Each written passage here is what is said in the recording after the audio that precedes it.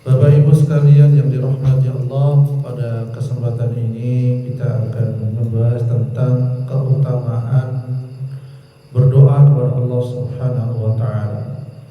Jadi kita sebagai hamba Allah sangat butuh kepada Allah.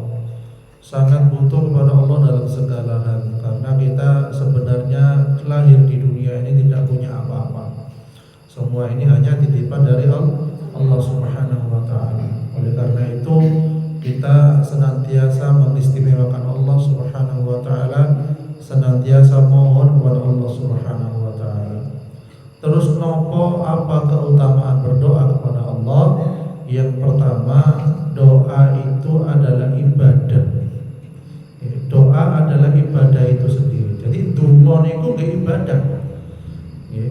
Salat ibadah, donga nggih ibadah kepada Allah Subhanahu wa taala.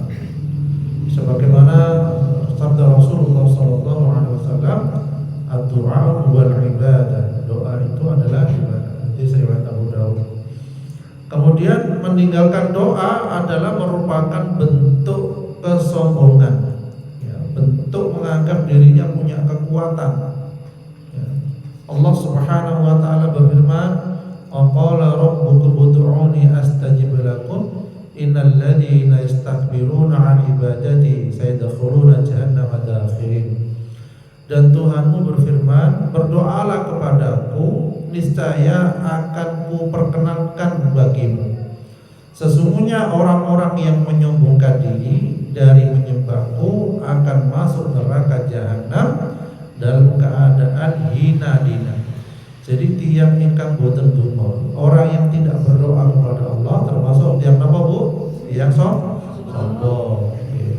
Lek boten jaluk ke Allah termasuk tiang sombong. Oleh karena itu kita merendahkan diri kepada Allah dengan selalu berdoa meminta kepadanya. Kemudian yang kedua, keutamaan doa niku napa? Doa itu menunjukkan sikap tawakal kepada Allah Ta'ala. Jadi donga niku menunjukkan kita niku ada sikap tawakal, pasrah kepada Allah Subhanahu wa taala.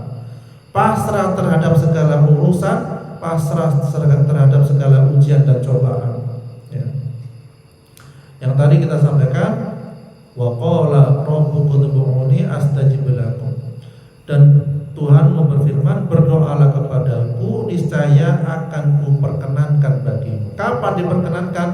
Bisa secepatnya. Kalau tidak di dunia, ditunda doa itu akan Allah kabulkan di akhirat kelak. Yang penting donga sing kuat. Ya. Kemudian yang ketiga adalah keutamaan berdoa itu apa? Doa itu juga merupakan senjata yang kuat yang digunakan seorang muslim dalam mencari kebaikan dan menolak bahaya dan keburukan. Jadi doa itu merupakan senjata yang kuat yang digunakan seorang muslim dalam mencari kebaikan dan menolak bahaya dan keburukan. Jadi kalau singkatnya, doa itu senjatanya tiang mukmin. Doa itu senjatanya tiang muslim. Hal ini berdasarkan sabda Rasulullah SAW yang artosipun, barang siapa di antara kalian telah dibukakan baginya pintu doa, pasti dibukakan pula baginya pintu rahmat. Dan tidaklah Allah diminta sesuatu yang lebih dia senangi daripada diminta kesehatan atau keselamatan. Ya. Jadi Allah niku senang lek kita niku minta napa kesehatan, keselamatan agar saged ibadah kepada Allah Subhanahu wa taala. Kemudian dalam hadis yang lain disampaikan, sesungguhnya doa itu bermanfaat baik terhadap apa yang telah terjadi maupun yang belum terjadi. Maka hendaklah kalian berdoa. Jadi yang sudah terjadi kita berdoa, yang belum terjadi kita berdoa. Jadi sejauh mungkin kita berdoa. Mbah-mbah yang mungkin punya cucu, sangat sayang kepada cucunya. Ngoten nggih. Lebih sayangnya pada anak-anak. Nah, ngoten nggih. Saking sayangnya khawatir ya apa tuku besok. Nah, ngoten nggih. Jadi selalu berpikir bagaimana cucuku ke depan. Ya. Apa yang kita lakukan, kita titip pada Allah Subhanahu wa taala. Ingkang gadah cucu perempuan, ya Allah, semoga besok cucu saya perempuan dapat suami yang soleh. Ngoten nggih. Ingkang gadah cucu laki-laki, ya Allah, mugi-mugi cucu saya laki-laki ini kelak mendapatkan istri yang solehah. Ngoten saged donga mulai sakniki. Soalnya kita belum tahu kita nanti akan bertemu dengan cucu apa enggak ketika sudah menikah. Jadi kita bisa berdoa jauh sebelumnya.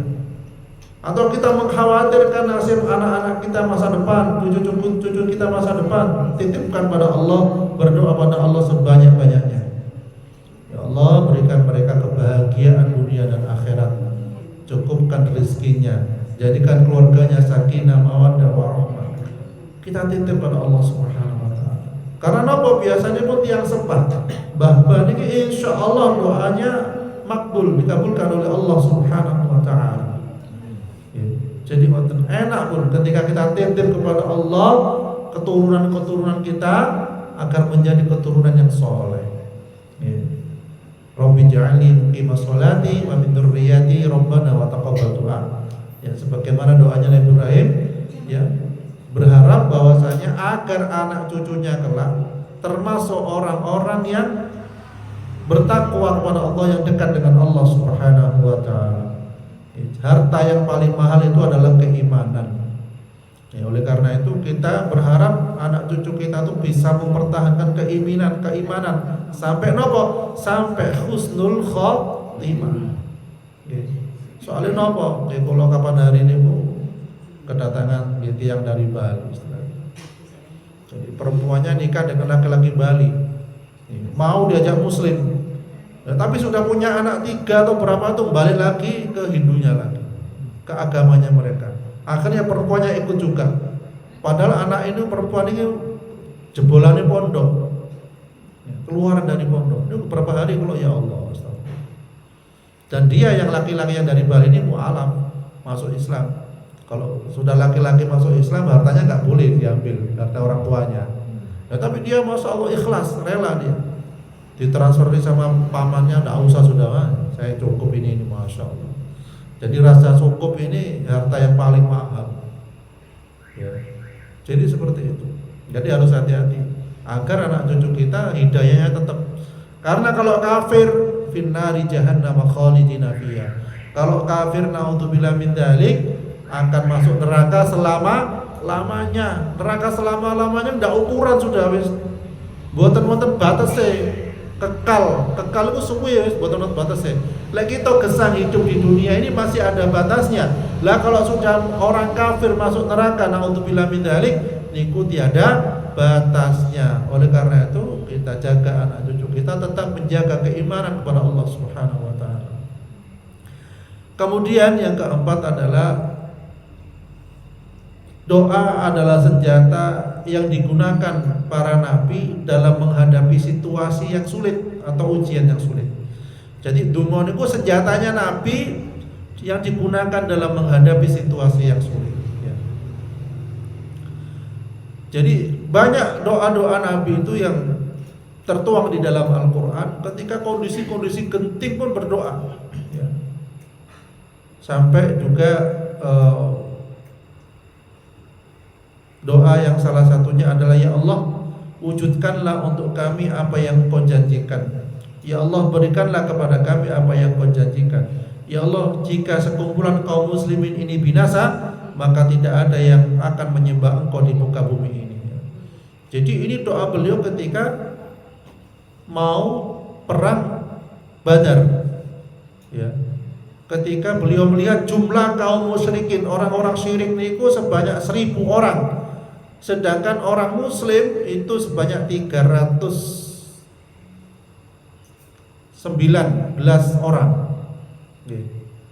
Jadi musuhnya banyak, pasukan muslim sedikit. Jadi ini doanya yang dipanjatkan Rasulullah SAW dalam situasi yang sangat penting. Kemudian selanjutnya adalah doa itu menghilangkan kegelisahan dan kesedihan, menjadikan hati lapang dan mempermudah urusan. Itu doa.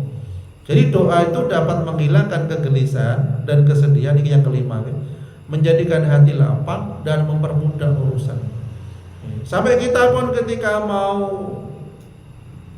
berbicara atau mau bertemu dengan seseorang, hatinya terasa sempit, kita diajari ketika Nabi Musa alaihissalam menghadapi Fir'aun dengan doa apa? Rabbi shrahli sadri wa yassirli amri wahlul 'uqdatam min lisani yafqahu qawli. Ini doa-doa Nabi yang merendahkan diri kepada Allah Subhanahu wa taala. Ya Allah, lapangkanlah untukku dadaku, ya, mudahkanlah urusanku, ya, dan sebagainya. Ini termasuk doa Nabi. Kemudian disampaikan dalam hadis bahwasanya barang siapa tidak mau meminta kepada Allah, niscaya dia akan marah kepadanya. Jadi Allah niku lek boten disuwun, Allah niku murka atau marah. Ya, hambaku ini apakah merasa dirinya cukup dengan hartanya, dengan kekuatannya, padahal semua itu yang ngabulkan adalah Allah Subhanahu wa taala. Jadi ngoten. Kemudian yang keenam adalah doa juga menjadi senjata bagi orang-orang yang terdolimi atau teraniaya.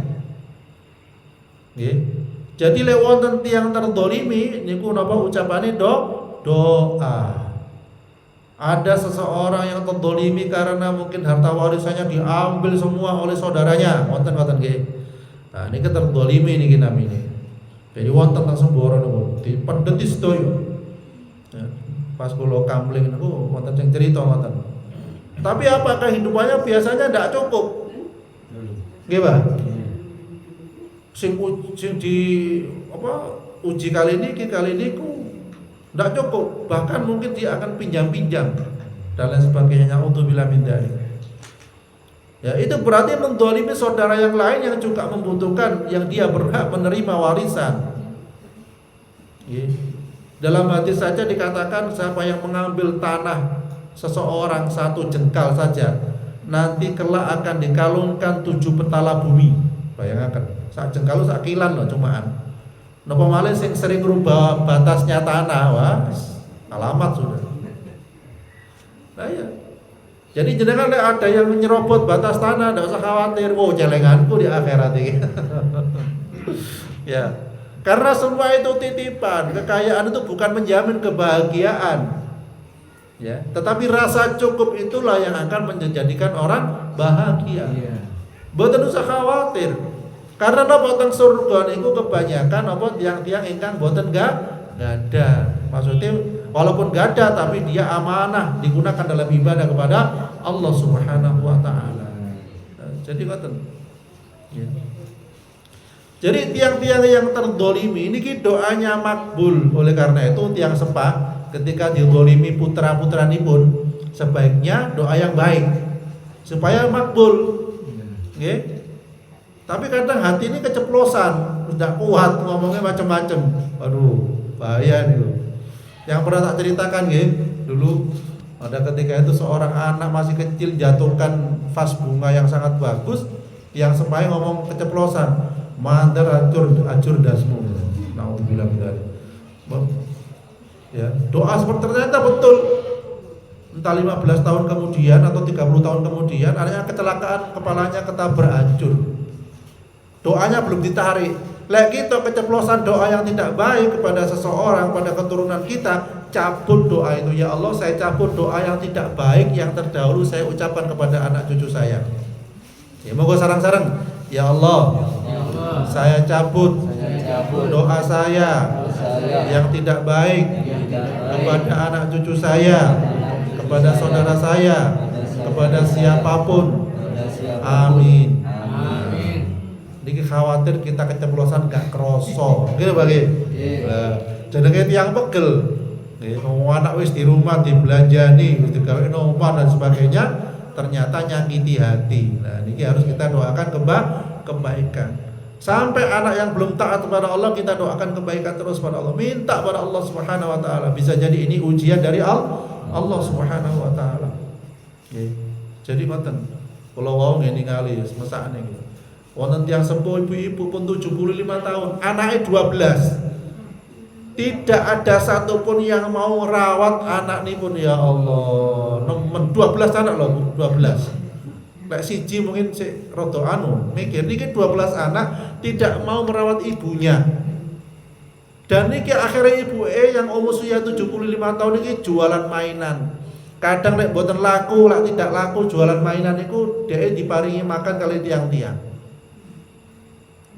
Bayangkan saat niki mainan anak-anak kan wis HP to. Mainan sing pelembungan wis jarang-jarang. Nah gitu. Nah, niki usia pun sepuh 75 tahun, anaknya 12, enggak nyantol blas ke rumah ibu ini pun, tiang sepai pun.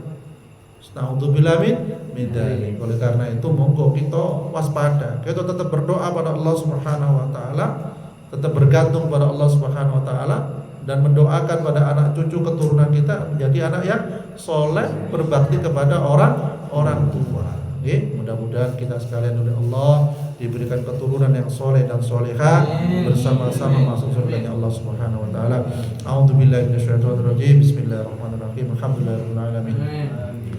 Allahumma innaka ta'lamu anna hadhihi al-qulub qad istama'at ala mahabbatik wal taqat ala ta'atik wa tawahhadat ala da'watik wa ta'adat ala nusrati syariatik wa tiqillahumma rabitataha wa adimu da'wati subulaha wa amla'a bi nurika alladhi la yakhbu ashra sudura bi faydil iman bik wa jamil tawakkul alayk wa ahya bi ma'rifatik wa amit ala syahadati fi sabilik innaka ni'mal maula wa ni'man nasir. Rabbana hab lana min azwajina wa dhurriyyatina qurrata a'yun waj'alna lil muttaqina imama. Rabbi ij'alna muqimas salati wa min dhurriyyatina rabbana wa taqabbal du'a. Rabbana atina fid dunya hasanah wa fil akhirati hasanah wa qina adzaban nar. Wa sallallahu ala sayyidina Muhammad wa ala alihi wa sahbihi wasallam. Walhamdulillahirabbil alamin. Subhanakallahumma wa bihamdik asyhadu an la ilaha illa anta astaghfiruka wa atubu ilaik. Assalamualaikum warahmatullahi wabarakatuh.